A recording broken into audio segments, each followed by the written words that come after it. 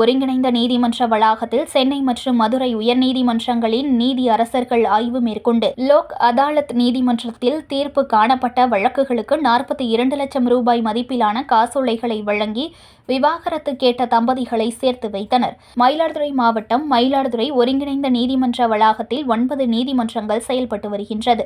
இந்த நீதிமன்றங்களின் வருடாந்திர ஆய்வுக்காக சென்னை உயர்நீதிமன்ற மதுரை கிளையின் நீதியரசர் திருமதி விக்டோரியா கௌரி, சென்னை உயர்நீதிமன்ற நீதியரசர் சவுந்தர் ஆகியோர் வருகை புரிந்தனர். தொடர்ந்து நீதிமன்ற வளாகத்தில் ஆய்வகங்கள், வைப்பறைகள், இணையவழி வழக்குகள் விவரங்களை தெரிந்து கொள்ளும் தானியங்கி இயந்திரம், வழிகாடு அறைகள் ஆகியவற்றை ஆய்வு செய்தனர். தொடர்ந்து நீதிமன்ற வளாகத்தில் மரக்கன்றுகளை நட்டு வைத்தனர்.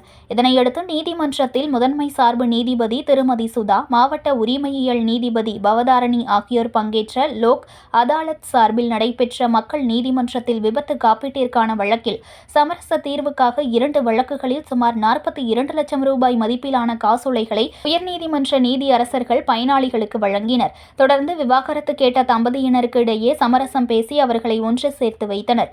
வழக்கறிஞர்கள் நித்யன் பாபு, அன்புரோஸ், மனோஜ் ஆகியோர் விபத்து காப்பீட்டு வழக்கில் ஆஜரானார்கள். செய்திகளை உடனுக்குடன் தெரிந்து கொள்ள லைக் பண்ணுங்க, ஷேர் பண்ணுங்க, சப்ஸ்கிரைப் பண்ணுங்க, மறக்காம கமெண்ட் பண்ணுங்க.